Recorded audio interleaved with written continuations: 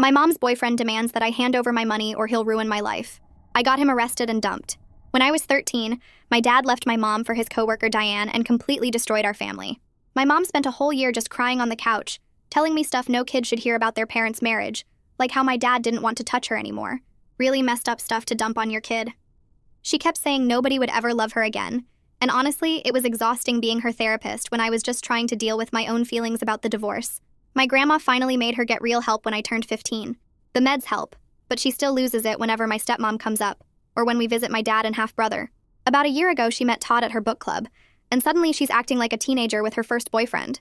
He's always posting about how amazing she is and buying her jewelry, and I was actually happy for her at first. Then he started coming over more and more until he was basically living with us 4 days a week. That's when he showed his real personality. He started acting like he owned our house and we were just guests he had to tolerate. If I wore normal summer clothes like shorts and a tank top, he'd tell me I looked like I was trying to get attention and make me change. Why was he even looking at me like that? Todd tells my younger brother Ryan to shut his mouth and stop being annoying every single day.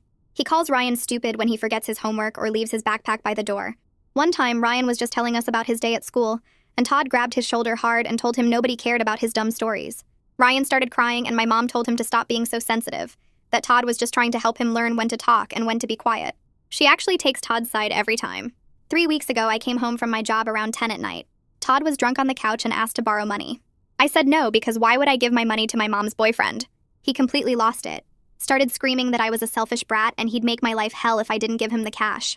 He grabbed my water glass right out of my hand and threw it at the wall so hard it exploded everywhere. My mom got mad about the broken glass but not about him threatening me. She gave him money from her purse and then made me apologize to him for being disrespectful. She said I needed to learn to respect the man of the house. Todd stood there smirking while I had to say sorry for not giving him my own money. That night, I called my dad crying. He was furious and said I could move in immediately, but I couldn't leave Ryan alone with Todd. My dad said something interesting, though. He asked if Todd had a job. Turns out nobody knew what Todd did for work. He was always home when we got back from school and never mentioned going to work. He'd tell my mom he had meetings or was working on deals, but never any details. So I started paying attention. Todd drove a nice truck and wore expensive clothes, but never left for a job. He was always asking my mom for money for gas or groceries or whatever. He'd tell her his money was tied up in investments. I checked his social media and found out he had an ex-wife and 2 kids he never mentioned. Found his ex-wife Brianna's profile and messaged her. She told me everything. Todd hasn't had a job in 3 years. He finds single moms with money and moves in with them. Lives off them until they catch on, then moves to the next one. He still owed Brianna $12,000 in child support. He'd done this to 4 different women that she knew about. She'd been trying to find him for months because he kept changing his phone number. She said he was really good at finding desperate women and making them feel special at first, then slowly taking control of their money and their kids. I gave her our address. But first, I needed to get him away from my family. I told my mom I wanted to apologize properly to Todd and cook him his favorite dinner on Friday night. She was so happy I was finally accepting him. She kept saying this was a big step for our family. That Friday, I made a huge meal and acted super sweet to Todd. Kept refilling his beer and telling him how sorry I was for being difficult. He got comfortable and started drinking beer after beer. Around 9, he was wasted and started bragging about how he had my mom wrapped around his finger, and soon he'd get her to add him to the house deed. He said once his name was on the house, he'd have real security. My mom looked confused and asked what he meant. He laughed and said she was so desperate for love she'd give him anything. He actually called her pathetic and said dating lonely single moms was like taking candy from babies. The doorbell rang right then. Requested Reds is on Spotify now. Check out link in the description or comments. I walked to the door and pulled it open. A woman stood there with dark hair pulled back tight and tired eyes that looked like they hadn't slept much lately. She wore jeans and a wrinkled button-up shirt, and she held a thick manila folder against her chest. Next to her was a guy in a police uniform with a badge that said, Tucker Bentley. The woman's face changed when she looked past me into the house. Her whole body went stiff and her eyes got wide. She pointed at Todd sitting on the couch and her voice came out loud and sharp when she said, "That's him." Officer Bentley put his hand up and told everyone to stay calm. Todd's face went completely white like all the blood just drained out of it. He tried to stand up but his legs wobbled and he grabbed the arm of the couch. The officer stepped into our living room and told Todd to sit back down. My mom stood up and asked what was going on and who these people were. The woman with the folder walked right past me and stopped in the middle of our living room. She said her name was Brianna and she'd been looking for Todd for 8 months. My mom just stared at her with her mouth open. Officer Bentley explained he was from the family court division, and they needed to discuss $12,000 in unpaid child support. Ryan came out of his room and stood in the hallway watching everything. Todd's hands were shaking and he kept opening and closing his mouth like he wanted to say something but couldn't figure out what. Brianna opened her folder and pulled out papers. She held up a picture of 2 little girls and said, "These are Haley and Susie." My mom looked at the picture and then at Todd and asked what she was talking about. Brianna's voice got louder as she explained how Todd left her and their daughters 3 years ago. She said he changed his phone number 6 times and moved from place to place so she couldn't find him. He never paid a single dollar for his kids. Officer Bentley added that there were warrants for Todd's arrest in 2 counties. He listed off charges for child support evasion and fraud related to false financial stuff Todd had filled out. My mom kept saying she didn't understand and asking Todd to explain. Todd finally found his voice and said it was all a big mix-up. He reached for my mom's hand, but she pulled back fast like he might burn her. She asked him straight out if he had kids he never told her about. The way she asked it made my chest hurt because I could hear how much she wanted him to say no. Todd looked at the floor and nodded. Just a tiny nod, but it was enough. My mom made this sound that was half gasp and half sob. She asked how he could lie about something like that. Tears started running down her face and she kept asking how over and over. Ryan walked closer to me and grabbed my arm. I could feel him shaking. Todd tried to say he was going to tell her, but the timing was never right. Brianna laughed at that. She said she'd heard from the other women that Todd told the same story to all of them. Officer Bentley pulled out handcuffs from his belt. He told Todd to stand up and turn around. My mom started crying harder and asking if this was really necessary. The officer explained that Todd had outstanding warrants and he had to take him in. Todd stood up slowly and put his hands behind his back. As the handcuffs clicked shut, he looked at my mom and said he loved her. He said this was all just his crazy ex-wife making trouble, and if she'd just bail him out, they could work through it. Brianna actually laughed out loud. She told my mom that she was the 5th woman Todd had done this to. She said if my mom wanted proof, she could call the other women and hear their stories too. Officer Bentley walked Todd toward the door. Todd kept turning his head back to look at my mom and saying he loved her. My mom just stood there crying. After they took Todd outside, Brianna stayed for a minute. She gave my mom a business card with her phone number. She said she was sorry for showing up like this, but the Child Support Enforcement Office had finally tracked Todd to our address. She said she needed that money for her girls, and she'd been trying everything to find him. My mom took the card but didn't say anything. She just stared at the spot where Todd had been standing. Brianna looked at me and said thank you before she left. The door closed and the house got really quiet except for my mom crying. Ryan asked if Todd was coming back. My mom didn't answer. She walked to the couch and sat down in the exact spot Todd had been sitting. I told Ryan that Todd wasn't coming back. He asked if I was sure and I said yes, even though I wasn't totally sure about anything anymore. The next morning, I woke up at 7 and went to check on my mom. Her bedroom door was closed. I knocked and she didn't answer. I opened it a crack and saw her still in bed with the covers pulled up over her head. I asked if she was getting up and she said no. I asked if she was okay and she didn't answer at all. I closed the door and went to Ryan's room. He was already awake sitting on his bed. I told him we needed to get ready for school. He got dressed while I made breakfast. I poured cereal and milk and Ryan ate without talking. He kept looking at Mom's closed bedroom door. After he finished, I helped him pack his backpack and walked him to the bus stop. He asked again if Todd was really gone and I promised him Todd was gone for good. Ryan got on the bus and I walked back home. Mom's door was still closed. I tried knocking again, but she told me to go away. I stood there for a minute, not knowing what to do. I called Dad from my room. He answered after 2 rings and I told him everything that happened the night before. He was quiet for a second and then said he'd come pick up Ryan and me right now. He said we could stay with him until things settled down. I said okay, and started putting clothes in a bag. But then I heard Mom's bedroom door open. She came down the hall in her pajamas with her hair all messy. She saw me on the phone and asked who I was talking to. I said it was Dad. Her face got panicky and she asked what I was telling him. I said I was telling him we needed to stay with him for a while. Mom started crying again and begged me not to take Ryan away. She said she knew she messed up, but she couldn't lose her kids too. She grabbed my arm and kept saying please over and over. I felt stuck between wanting to protect Ryan and not wanting to completely destroy my mom when she was already falling apart. I told Dad to hold on. I looked at my mom and said Ryan and I would stay if she called Grandma right now and asked for help. Mom wiped her face and nodded. She took my phone and called Grandma. I could hear Grandma's voice on the other end asking what was wrong. Mom told her about Todd and the arrest and started crying, so hard she could barely talk. Grandma said she'd drive over that afternoon. Mom handed my phone back and I told Dad we were staying for now, but I'd call if anything changed. He made me promise to call him if things got bad. After I hung up, Mom sat on the couch and kept saying sorry. She said sorry for not believing me about Todd. Sorry for making me deal with everything. Sorry for being a bad mom. But then she'd start crying about how much she missed Todd and how she couldn't believe he lied to her. Her apologies didn't feel real because she was still more upset about losing Todd than about what he'd done to us. I made her eat something and she picked at a piece of toast. The rest of the morning she just sat there staring at nothing. Grandma showed up around 2 in the afternoon. She knocked once and walked right in. She looked at my mom on the couch and then at me and shook her head. She sat down next to Mom and asked her what she was thinking. Mom started to cry again, but Grandma held up her hand and said crying wasn't going to fix this. Grandma said this was the second time in 3 years that Mom had put a man ahead of her kids.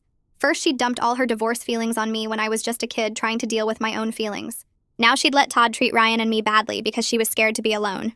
Grandma said the medication and therapy after the divorce weren't enough because Mom never actually dealt with her fear of being alone. She said that fear almost let Todd hurt her grandchildren, and that was not okay. Mom tried to argue, but Grandma cut her off. She said Mom needed real help this time. Not just pills and talking to someone once a week. She needed to figure out why she kept choosing men over her kids. Mom cried and said she didn't know how to be alone. Grandma said then she needed to learn because her kids deserved better.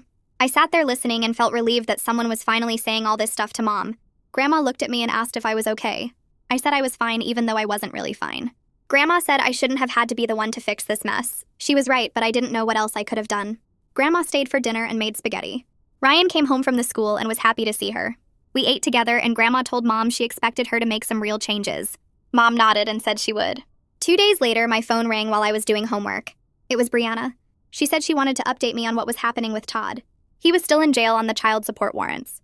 She said there were also new charges being filed for fraud and identity theft. Apparently, Todd had used fake information when he applied for credit cards and loans with the other women he'd dated. 2 more women had come forward since his arrest with similar stories about him. Brianna thanked me for helping her find him. She said her daughters would finally get the support they needed. I told her I was glad I could help. After we hung up, I felt good that Todd was facing real consequences, but I also felt exhausted. I'd spent months trying to protect everyone, and now it was finally over. But I was just tired. The week after Brianna's call, I was washing dishes when the phone rang. Mom grabbed it, and her face went weird when she listened. She kept saying yes and okay, and then hung up. I asked what that was about, and she said the bank just wanted to check on something. Her voice sounded off. I dried my hands and asked what the bank needed to check. She said they were just making sure she wanted to take out a big amount of money. My stomach dropped. I asked how much money. She wouldn't look at me and said it didn't matter. I asked again, and she finally said $8,000. I stared at her and asked what she needed $8,000 for. She started crying and said Todd needed help making bail. I couldn't believe what I was hearing. She was actually trying to bail him out after everything he did. I asked if she was serious, and she nodded and said he made mistakes, but everyone deserves a second chance. I felt like I was going to throw up. She kept saying maybe he was just desperate and did bad things because he didn't have options. I reminded her that he called her pathetic to her face and she was still making excuses for him. She wiped her eyes and said I didn't understand how complicated adult relationships were. I told her I understood that she was choosing a con artist over her own kids. She got mad and said that wasn't fair. I asked what part wasn't fair. The part where Todd verbally abused Ryan every single day, or the part where he tried to steal our house. She didn't answer. I went to my room and called Dad. He was so angry he could barely talk. He said I should pack a bag and come stay with him right now. I told him I couldn't leave Ryan here with Mom acting like this. Dad said he would call a lawyer in the morning about custody options. After we hung up, I just sat on my bed feeling completely hopeless. Mom was never going to change. She learned nothing from this whole disaster. I heard Ryan come home from his friend's house and go to his room. I tried to do homework but couldn't focus on anything. At dinner, Mom tried to act normal, but I wasn't having it. I put my fork down and asked if she actually gave Todd the money. She said the bank needed a day to process the withdrawal. I lost it. I started yelling about how she was picking a man who hurt her kids over the kids who actually loved her and needed her. Ryan heard us from the living room and came running in asking what was wrong. Mom told him to go back to his show, but he stood there looking scared. I told Mom she was making the same stupid choice she always made, putting men before her family. She yelled back that I had no idea how hard it was to be alone, that I ruined her one chance at happiness by setting up Todd that night with the dinner. I couldn't believe she was blaming me for exposing what Todd really was. Ryan started crying and ran back to his room. I felt terrible for yelling in front of him, but I was too angry to stop. I told Mom she needed to choose right now between bailing out Todd or keeping her family. She said it wasn't that simple. I said it was exactly that simple. She went to her room and slammed the door. I checked on Ryan and he was curled up on his bed crying. I sat down next to him and told him everything would be okay. He asked if Mom was going to bring Todd back. I promised him that wouldn't happen even if I had to move us both to Dad's house. He hugged me and I felt awful that he had to deal with this. After Ryan fell asleep, I called Grandma crying. I told her everything about the bank and the bail money. Grandma said she would be there first thing in the morning. She told me not to worry and that she would handle Mom. Grandma showed up at 8 the next morning. She didn't even knock, just walked right in with her purse and this look on her face that meant business. Mom was still in her pajamas drinking coffee. Grandma sat down across from her at the kitchen table and told her they needed to talk. Mom tried to say she was tired, but Grandma cut her off. She said if Mom contacted Todd again or tried to help him in any way, Grandma would file for emergency custody of Ryan. Mom's face went white. She started to argue, but Grandma held up her hand. She said this was rock bottom and Mom needed to choose right now between her children and a man who used her for rent money and free meals. Mom started crying and saying it wasn't that simple. Grandma said it was exactly that simple. Either Mom got serious help for her problems, or she would lose Ryan. Maybe lose both of us. Mom looked at me standing in the doorway and I didn't say anything to help her. Grandma pulled out a business card and put it on the table. She said this was a therapist named Clementine Duke, who worked with people who had relationship problems like moms. She said Mom would go 3 times a week and also attend a support group. Mom tried to say she was already seeing someone. Grandma said clearly that wasn't working since Mom was about to bail out a criminal. Mom picked up the card and stared at it. Grandma asked if she understood what was at stake. Mom nodded and said she would call today. Grandma said she would wait while Mom made the appointment right now. Mom called and scheduled her first session for that Thursday. After Grandma left, I felt relieved but also empty. Mom went to her first therapy appointment and came home quiet.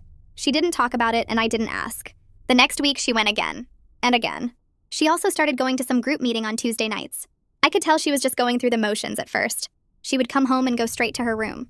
But Grandma called every other day to check on her and make sure she was following through. I made an appointment with the school counselor. Her name was Mrs. Miller and her office smelled like vanilla candles. I told her everything about Todd and Mom and having to be the one to fix everything. She listened without interrupting. When I finished, she said what I did was brave, but I shouldn't have had to do it. She said I'd been carrying too much responsibility for my family's problems. I started crying and couldn't stop. She handed me tissues and said it was okay to be tired of taking care of everyone. She said I needed to focus on myself for a while. We talked for the whole period and she said I could come back whenever I needed. Walking out of her office, I felt lighter somehow. Ryan started having bad dreams. He would wake up crying and come to my room saying Todd was yelling at him in the dream. One night, he crawled into my bed shaking and I let him stay there. In the morning, I realized that even though I thought I was protecting him, he still got hurt by all those months of Todd's mean comments. The school counselor gave me a card for a child therapist when I told her about Ryan's nightmares. I gave it to Mom and expected to have to fight her on it, but she actually called and made Ryan an appointment without me having to push. That surprised me. 4 weeks after Todd got arrested, we had to go to family court. The prosecutor said Todd might try to contact Mom when he got out on bail, so we needed a restraining order. We sat in this boring courtroom with wood everywhere and uncomfortable chairs. The prosecutor stood up and listed all the women Todd had scammed before Mom. He talked about Todd's pattern of finding vulnerable single mothers and manipulating them. Mom cried through the whole thing. I just felt numb listening to it all laid out like that. The judge was an older woman with gray hair. She looked at Mom and asked if she wanted the protective order. Mom said yes in this tiny voice. The judge granted a 2-year order for all 3 of us. Walking out of the courthouse, Mom looked broken. 2 months into therapy, Mom came home one day and asked if we could talk. I was doing homework and didn't really want to, but she looked serious. We sat on the couch and she said she needed to tell me something. She said her therapist helped her realize she put me in a terrible position during the divorce, that she dumped all her feelings on me when I was just a kid dealing with my own stuff. She said she was so scared of being alone after Dad left that she ignored every warning sign about Todd. Having a boyfriend made her feel like she mattered again. It wasn't a magic fix or anything. She was still Mom and still messed up. But it was the first time she actually took responsibility without making excuses or crying about how hard her life was. I told Mom I wanted to stay living here with her and Ryan instead of moving to Dad's full-time. But I had some rules. I wasn't her therapist anymore. I wasn't responsible for making her feel better or fixing her relationships. She needed to handle her own stuff. She agreed. I called Dad and told him my decision. He said he supported me and I could always change my mind if things got bad again. He also said he would start having Ryan over more often to give him more time with a stable guy who wasn't mean to him. Mom suggested we start having family meetings every Sunday night. At first it felt weird and forced. We would sit at the dinner table and Mom would ask how everyone was doing. Ryan didn't want to talk at first. But after a few weeks, he started opening up. He told us he used to hide in his closet when Todd was over, because he was scared of saying something dumb and getting yelled at. He said he thought it was his fault that Todd was always mad at him. Mom cried and told him it was never his fault, that Todd was the problem, not Ryan. These conversations were hard and awkward, but they felt more real than anything we'd done as a family in years. Mom was learning to ask Grandma and her therapist for help instead of putting everything on me. I was learning that I didn't have to fix everyone's problems. Ryan was slowly getting better with his own therapist. 3 months passed and Ryan got more comfortable around the house again. One Saturday afternoon, he came into my room while I was doing homework and sat on my bed without saying anything. I asked if he was okay and he just stared at his hands for a while. Then he told me that when Todd lived with us, he used to hide in his closet whenever Todd was home. He said he was scared of saying something stupid and getting yelled at again. My stomach dropped hearing that. All those times I thought Ryan was just in his room playing video games or doing homework, he was actually hiding from Todd like a scared animal. I asked him why he never told me, and he said he didn't want to make things worse. He thought if he just stayed quiet and out of the way, maybe Todd would leave him alone. I felt awful that it got that bad without me knowing the full extent of it. Ryan looked at me and said he was just glad Todd was gone now and we didn't have to deal with him anymore. We spent the rest of that day just hanging out together without me having to be the parent or protector. We played video games and made stupid jokes, and Ryan actually seemed relaxed for the first time in months. Over the next few weeks, I noticed him coming out of his room more, talking at dinner, even inviting his friends over after school. He was starting to act like a normal kid again instead of someone constantly waiting for the next explosion. Sometimes I caught myself thinking about that Friday night when I made dinner and got Todd drunk. It felt like a lifetime ago, even though it had only been a few months. Our family was still a mess in a lot of ways. Mom still had her bad days where she didn't want to get out of bed. Ryan still had nightmares sometimes. I still got angry thinking about all the months we wasted with Todd living in our house. But things were different now in ways that actually mattered. Mom was going to therapy 3 times a week and actually doing the work, instead of just taking pills and pretending everything was fine. She was learning to recognize her patterns and make better choices. I was learning that I couldn't fix everyone's problems no matter how hard I tried. Ryan was getting help from a professional who knew how to help kids process trauma. We were all learning what a healthier family actually looked like, which was harder than it sounded because none of us really knew what that meant. We had family meetings every Sunday and talked about real stuff instead of just pretending everything was okay. It wasn't perfect, and we still had arguments and bad days, but it felt more honest than anything we'd done before. 4 months into her therapy, Mom came home from the grocery store one afternoon looking proud of herself. She sat down at the kitchen table where I was doing homework and told me she needed to share something. A guy at the store had asked for her number while she was buying vegetables. She said he seemed nice and normal, and a year ago she would have given it to him immediately. But Clementine told her to focus on herself for at least a year before dating anyone new. Mom said she actually told the guy no and explained that she wasn't ready to date right now. She asked if I was proud of her for making a healthy choice. I told her I was, even though part of me was still nervous about trusting her judgment with men. She'd been attending her support group every week and made friends with other women who understood codependency and relationship addiction. These women gave her emotional support that didn't come from her teenage daughter, which took a lot of pressure off me. Mom was learning to call her friends from group when she felt lonely instead of immediately looking for a boyfriend to fill the empty space. It was slow progress, but it was real progress. 5 months after Todd got arrested, our family settled into a new normal that was better, but definitely not perfect. Mom was still in therapy working through her issues with abandonment and codependency. Ryan was laughing more and only had nightmares once or twice a month instead of every night. I started thinking about college applications and my own future instead of constantly managing family crises. We had dinner together most nights and talked about regular boring stuff like school projects and work meetings and what movie we wanted to watch. Mom respected my boundaries when I said I needed space or didn't want to talk about something. She stopped dumping all her feelings on me and started handling her own emotional stuff with her therapist and support group. Todd was serving jail time for child support evasion and fraud charges in another county. Brianna got some of her back child support, and Todd's other victims were working with prosecutors on additional charges. We rarely mentioned Todd anymore because talking about him felt like giving him power he didn't deserve. Our family was focused on moving forward and building something healthier together, one day at a time.